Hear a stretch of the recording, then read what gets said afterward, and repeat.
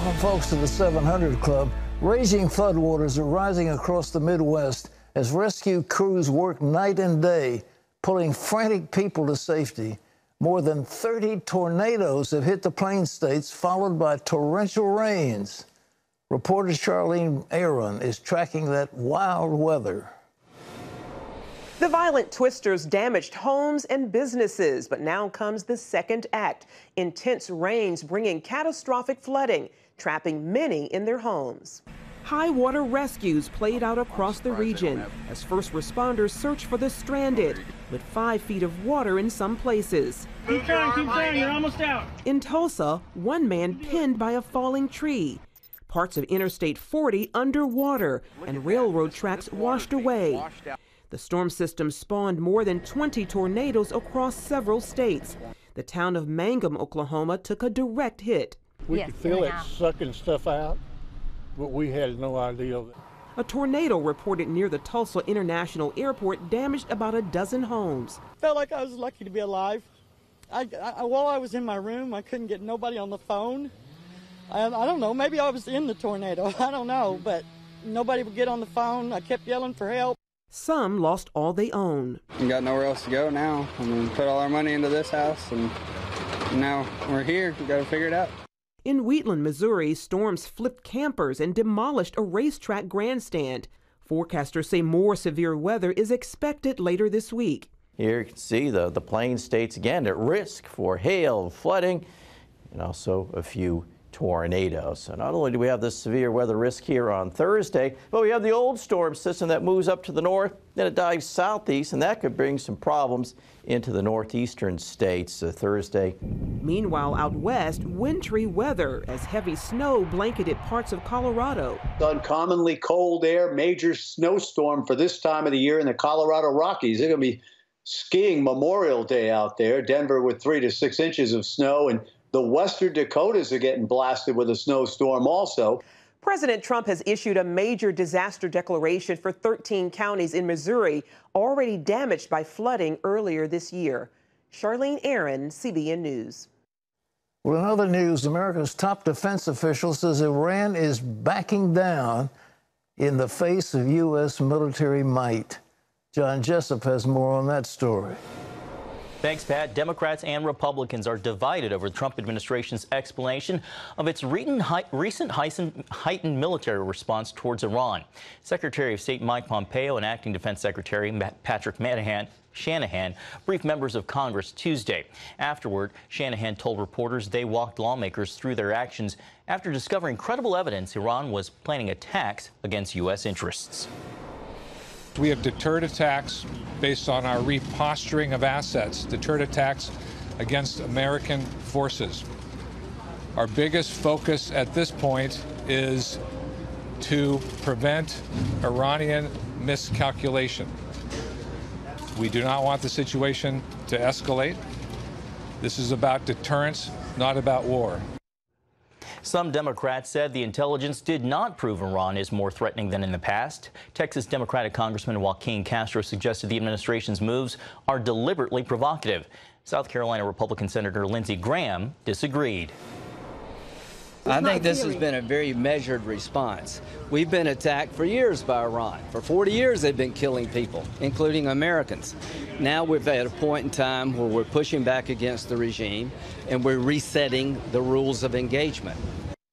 The administration moved a carrier battle group and B-52 bombers into the region after surveillance photos showed Iranian militia loading rockets onto small boats. There's no question that they need to be deterred, and that show of force, the Iranians can't stand it. They've got a thing called Harb Island, and it's where they have all of their refineries. And a B-52 strike against that, or long-range bombers or the stealth bombers, could absolutely wipe out their economy. And I think they know that. Those guys, it's a lot of talk and a lot of bluster, but when it comes time to put the goods on the table, they're not able to do it. John? Pat, the Justice Department is willing to make a less redacted version of Robert Mueller's Russia report and some related information available to the House Intelligence Committee. The catch is only if Democratic Chairman Adam Schiff backs off on threats to carry out a, quote, enforcement action against Attorney General William Barr.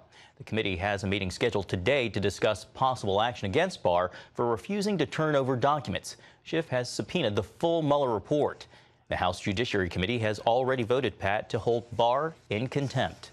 Well, I would hold Adam Schiff in contempt. There's some thought that he should be removed as chairman of that committee. It's been disgraceful the way he's been posturing, and that's what it amounts to. I think the American people, I've said yesterday, I say it again, the American people are sick of this. They want to leave the president alone. They don't want to have our president totally engaged in fighting the Democrats for the next 2 years. They want him taking care of the nation's business. We've got to have robust response to the Chinese, to the Russians, to the Iranians, to what's going on in Nicaragua. When you go down the list, we cannot have him totally occupied in this kind of thing. And yet the Democrats seem to delight in it. They say, quote, the American people want it. The American people don't want any such thing. They want to get off the back of his people. And what we've got to recognize is the Attorney General of the United States should not be a cat's paw to some congressional committee. If they had legislative purpose in it, it'd be one thing, but they don't have any legislative purpose. What laws are going to come out of this? Well, absolutely nothing. All they can hope to do is impeach the president, and the impeachment can only be from high crimes and misdemeanors, and he hadn't committed any of them. John? Pat, it's round two for Nancy Pelosi and congressional Democrats. A growing number want to start impeachment proceedings against the president. She's trying to convince them to hold off. As George Thomas reports, the meeting comes as House Democrats issue more subpoenas for former members of the Trump administration. House Democrats, incensed that former White House counsel Don McGahn skipped a Judiciary Committee hearing on the Mueller report on Tuesday, have issued more subpoenas for ex-Trump administration officials, setting the stage for another showdown between Democrats and the White House. Now in the crosshairs, a close confidant and former White House Communications Director Hope Hicks and Annie Donaldson, former Chief of Staff to Don McGahn. House Judiciary Committee Chairman Jerry Nadler calling them critical witnesses who can testify to issues of obstruction of justice, corruption, and abuse of power. When this committee issues a subpoena, even to a senior presidential advisor, the witness must show up. Our subpoenas are not optional. But late Tuesday, Annie Donaldson said she won't be appearing either before Nadler's committee. All this prompting more House Democrats to join the growing chorus of those calling for impeachment proceedings. I see a lot more people that believe that impeachable offenses occurred and would like to see an impeachment inquiry. What we need to do is at least be on that track and at least be in the process of impeachment. House Speaker Nancy Pelosi opposes the move and is working to keep the leadership in line. CBN's chief political analyst David Brody saying the move could backfire against Democrats in 2020. Nancy Pelosi has seen this rodeo before. Back in the 90s, the late 90s, with Bill Clinton, and his approval numbers after being impeached went up. She's afraid that that's exactly what's going to happen with Donald Trump. She wants to stop that. For now, Republicans are pushing back. When you abuse the committee process, as we have seen this year, by rushing to subpoenas, not taking an accommodation process, and we've seen this from day one. Pressure is also mounting on special counsel Robert Mueller to testify about the Russia investigation, but reports say he's reluctant to enter the political fray. House Democrats signaling they'd be open to both public and private testimony. Meanwhile, a looming court battle over President Trump's financial information comes as the Washington Post reveals an internal IRS draft memo from last fall urging the agency to turn over the president's taxes unless executive privilege is invoked. Trump firing back at all these investigations, calling it a fishing expedition by Democrats who want a do-over after he says the Mueller report found no crimes. George Thomas, CBN News. Thanks, George. Pat, back to you. Ladies and gentlemen, unless I miss my guess, the Electoral College went for Donald Trump. He won the election, but the deep state doesn't want to accept him. They think that the Democrats should have won the election. So they're trying to overturn what the people wanted. And they are using their position to just harass him. You know, there has to be some legislative purpose behind these congressional moves. The Congress just can't just run willy-nilly against the chief executive and keep this drum fire up. They've got to have some legislative purpose. All right, what law are you trying to pass? Well, we're not trying to pass a law. We want to impeach him. Well, what's the ground for impeachment? Well, we'll try to find something if we keep digging. Well, that's just not the way that we ought to do it, because this nation, folks, is facing serious crises. And the worst, probably, before us all is the debt crisis. It is looming so large, and it's eating up the interest on that debt, if it gets to be market priced, will consume virtually all of the federal budget. It is a shocking thing. And if we lose, as I've said many times before, if we lose our preferred status with our debt and with our dollar, if it loses the preferred currency status, where all the other currencies around the world have to key off the dollar, and if we lose that, it's going to be tough sledding for every person in this country. I mean, everyone. It will feel the pain. And that's what we ought to be focused on, not on these nonsense investigations. I mean, it's sickening. And I think if they go for impeachment, what happened with Bill Clinton, who was clearly guilty of doing things, I mean, he lied, and he finally was convicted by a judge, and he had his license to practice law taken away, et cetera, et cetera. That there was a real cause. But that impeachment, the House voted impeachment. The Senate has got to have 2/3 vote to confirm it.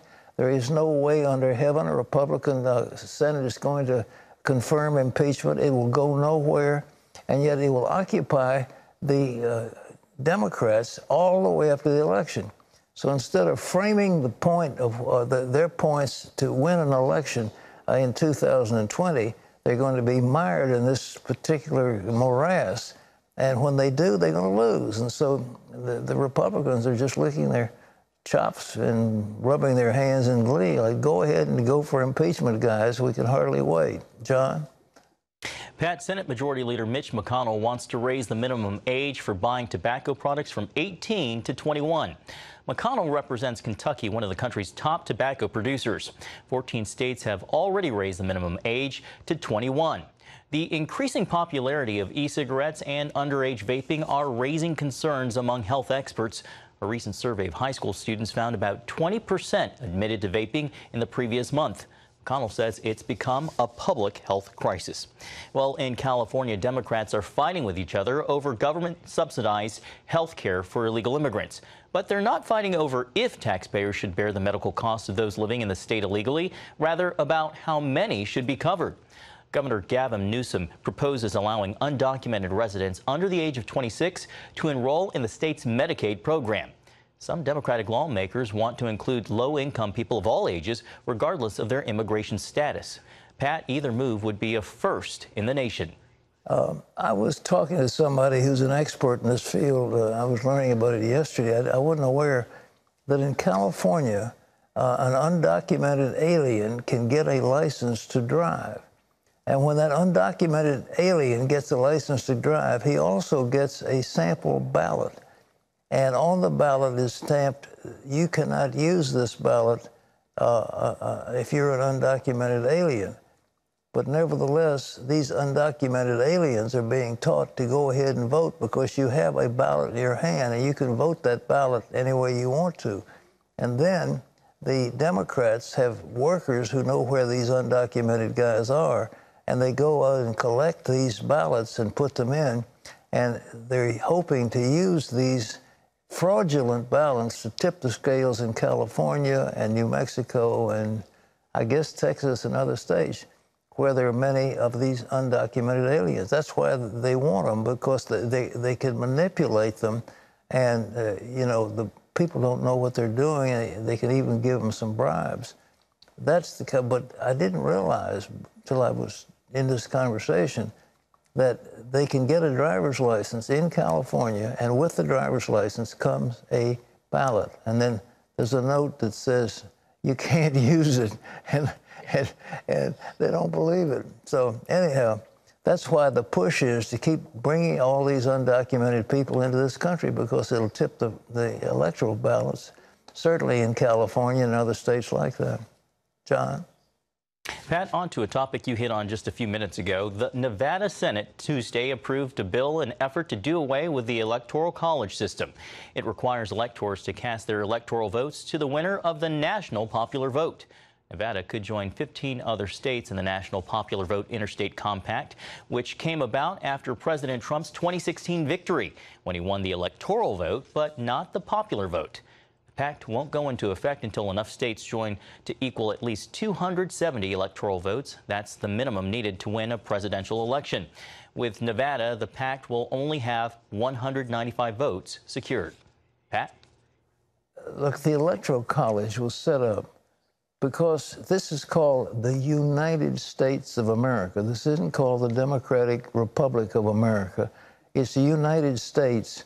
And the smaller states thought the big states will overwhelm us if we have just a plurality, if we have just a plebiscite of the whole country.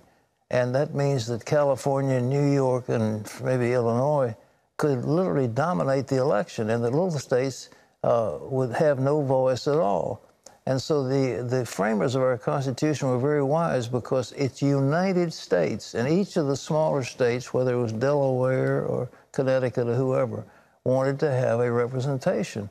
And they put that into the Constitution very wisely. That's why we have the Electoral College, and it's a very wise move, because if all we have, can you imagine this country being run by California and New York? And that's what they want.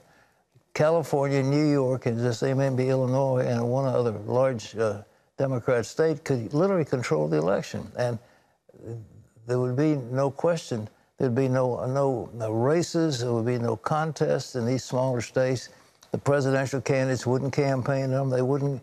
Why would you campaign in Wisconsin, for example? Well, why would you bother to go to those states if all you have to do is win New York, California, and maybe Illinois? Exactly. And that's why we have the Electoral College, and we don't want to get away with it. No way, no how.